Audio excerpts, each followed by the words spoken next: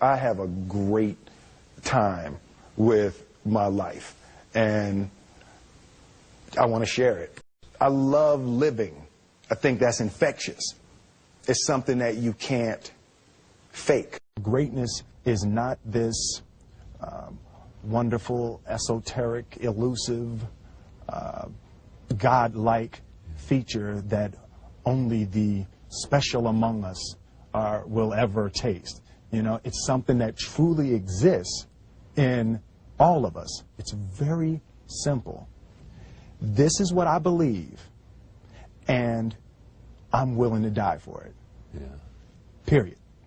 It's that simple. I know who I am, and I know what I believe. I know who I am, I know what I believe. That's all I need to know. And that's all I need to know. So from there, you do what you need to do. Yeah. You know, and I think what happens is we make the situation more complex than it has to be. Because we're looking for complexity. There's got to be Absolutely. something complex to understand. It can't be that easy. We didn't grow up with the sense that where we were was where we were going to be.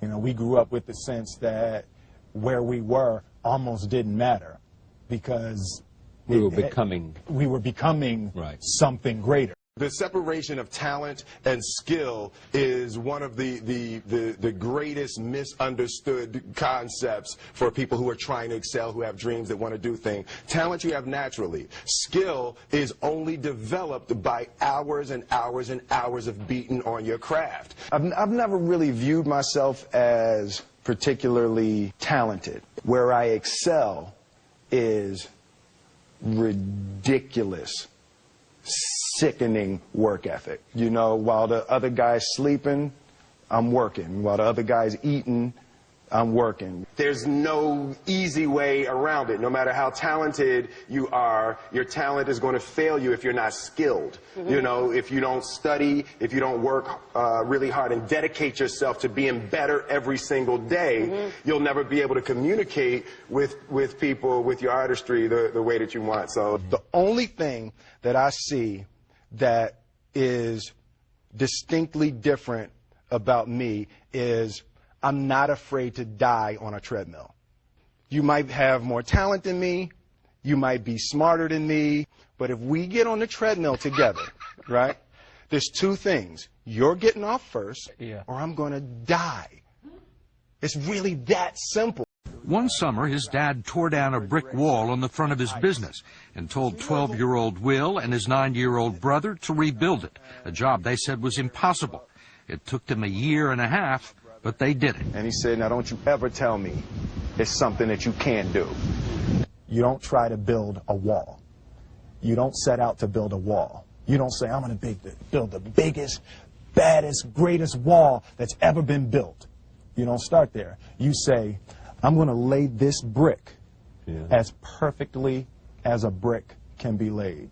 And you do that every single day. And soon you have a wall. And soon you have a wall. You know, it's an idea that my grandmother always had, that, you know, if you're going to be here, then there's a necessity to make a difference.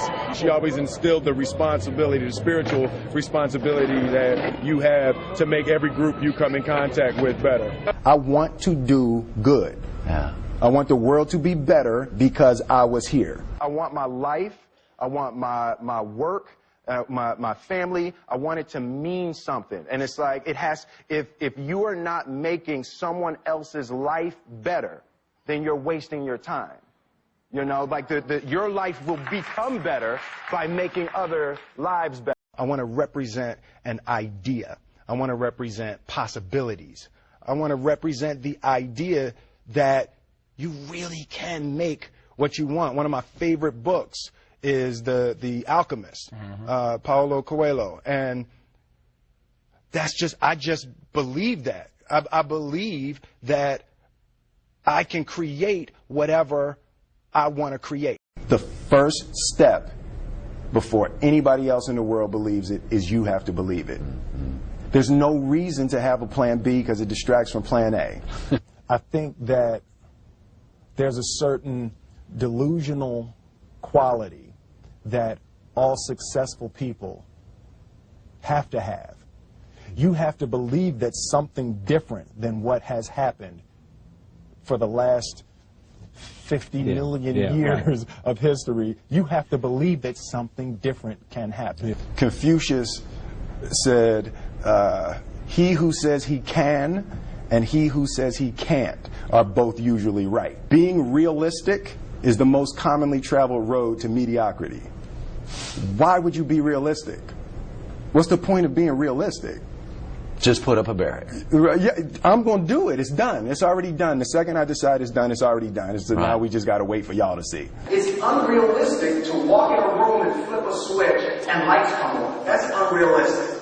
Fortunately, Edison didn't think so. It's unrealistic to think you're going to bend a piece of metal and fly people over an ocean in that metal. That's unrealistic. But fortunately, the Wright brothers and others didn't believe that, and it just seems like such a ridiculous idea to me to embrace the idea that it's not going to happen, and that's not real for that to happen. As soon as you say it, now you just made that real. Our thoughts, our feelings, our dreams, our ideas are physical in the universe.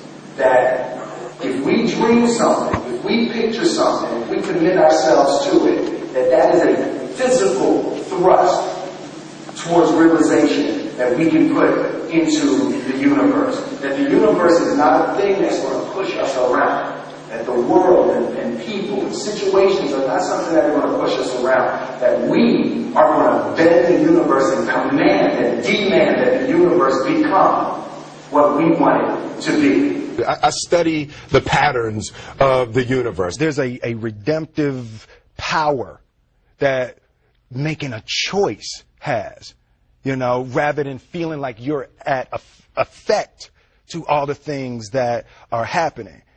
Make a choice. Like, you just decide what it's going to be, who you're going to be, how you're going to do it. Just decide. And then from that point, the universe is going to get out your way. It's like it's water. It wants to move and go around stuff. You know, there's a flow of the universe that I've grown to know just how to go with. I realized that to have the level of success that I want to have, it's difficult to spread it out and do multiple things. It takes such a desperate, obsessive focus. You really got to focus with all of your fiber and all of your heart and all of your creativity. I'm motivated by fear. Fear. You know? Fear of what? Fear of fear. I hate being scared to do something.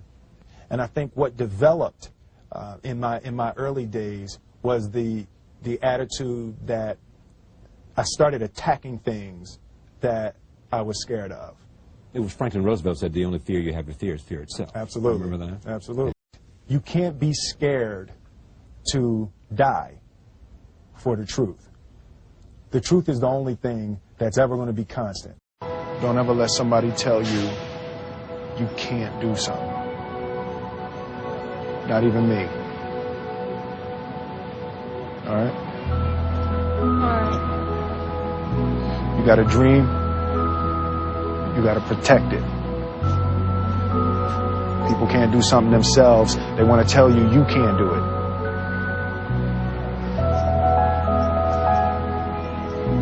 You want something, go get it.